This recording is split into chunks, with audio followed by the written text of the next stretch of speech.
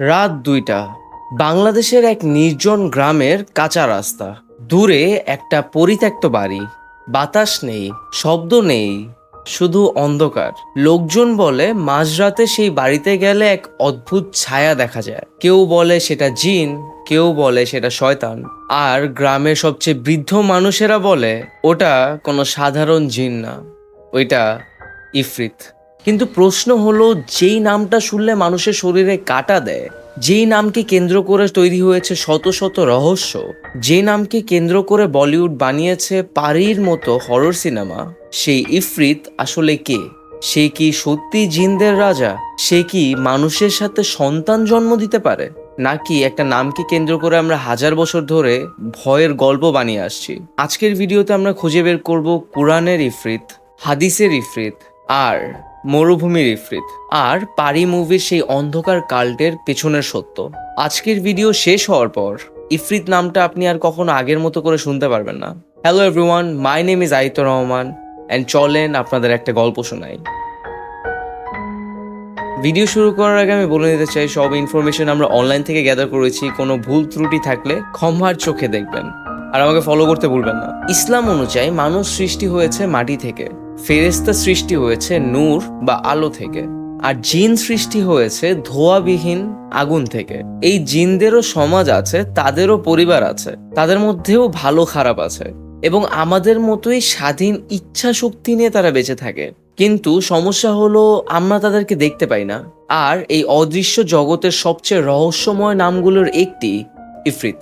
মজার ব্যাপার হলো, যেই নামকে ঘিরে এত গল্প, কুরআনে সেই নাম এসেছে মাত্র একবার। ঘটনাটি নবী সুলাইমান আলাইহিসসালামের দরবারের। সাবা রাজ্যের রানী বিলকিসের সিংহাসন আনার কথা উঠল। তখন এক ইফরিত বলল, আমি আপনার সভা শেষ হওয়ার আগেই সিংহাসন এনে দিতে পারবো। তাফসীরকাররা বলেন, এখানে ইফরিত নিজেকে শক্তিশালী এবং বিশ্বস্ত বলে পরিচয় দিয়েছিলেন।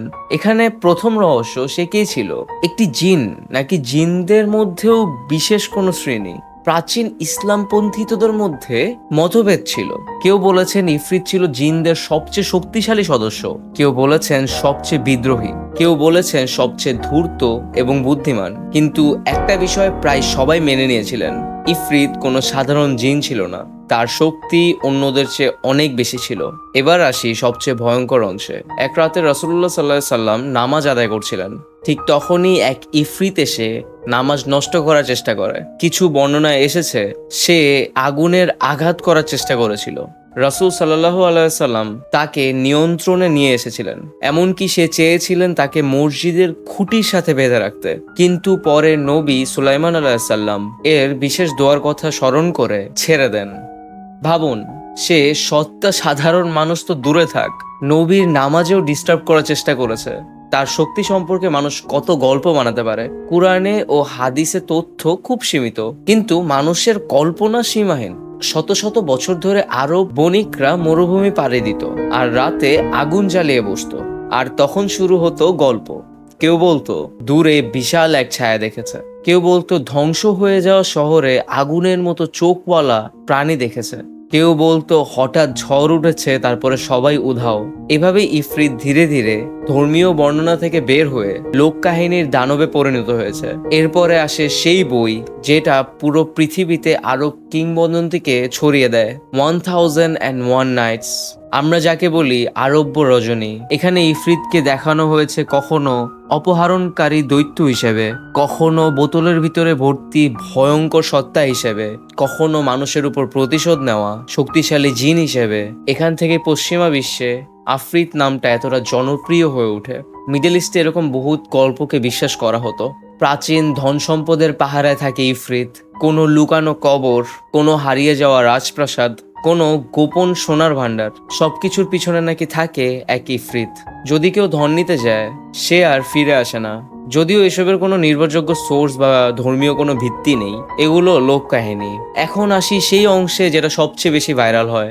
অনেক গুপ্তবিদ্যার বইয়ে দাবি করা হয় কিছু জাদুকর নাকি ইফরিতকে দাওয়াত দিত।